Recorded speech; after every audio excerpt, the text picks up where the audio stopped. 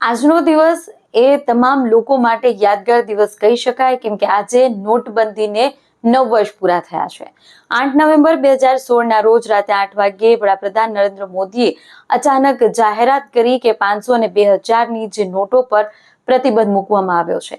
આ નિર્ણય એટલો અચાનક અને આઘાતજનક હતો કે રાતોરાત આખું દેશ કેસ ક્રાઇસિસમાં આવી ગયું હતું।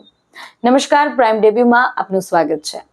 બેંક એટીએમની બહારો લાખો લોકો લાંબી કતારમાં ઉભા રહેવા મજબૂર થયા હતા।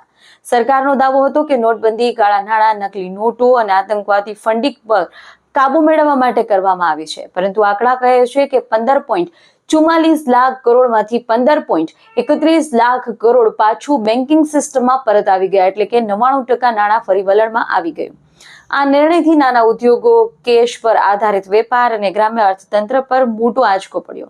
જીડીપીમાં પણ ઘટાડો નોંધાયો। જો કે નોટબંધીનું સૌથી મોટું પોઝિટિવ રિઝલ્ટ માનવામાં આવે તો તે દેશમાં આવેલી ડિજિટલ પેમેન્ટ રેવોલ્યુશન છે। યુપીઆઈ, ફોન પે, જીપે આજે ગામડા સુધી ક્યુઆર પેમેન્ટ કોમન થઈ ગયું છે। 2023માં આરબીઆઈએ 2000 ની નોટ પાછી ખેંચવાનો નિર્ણય કર્યો હતો અને નોટબંધીના 9 વર્ષ પછી પણ ચર્ચા એ જ છે કે આ ઐતિહાસિક નિર્ણય ખરેખર હેતુમાં સફળ થયો કે માત્ર આર્થિક ઝટકો।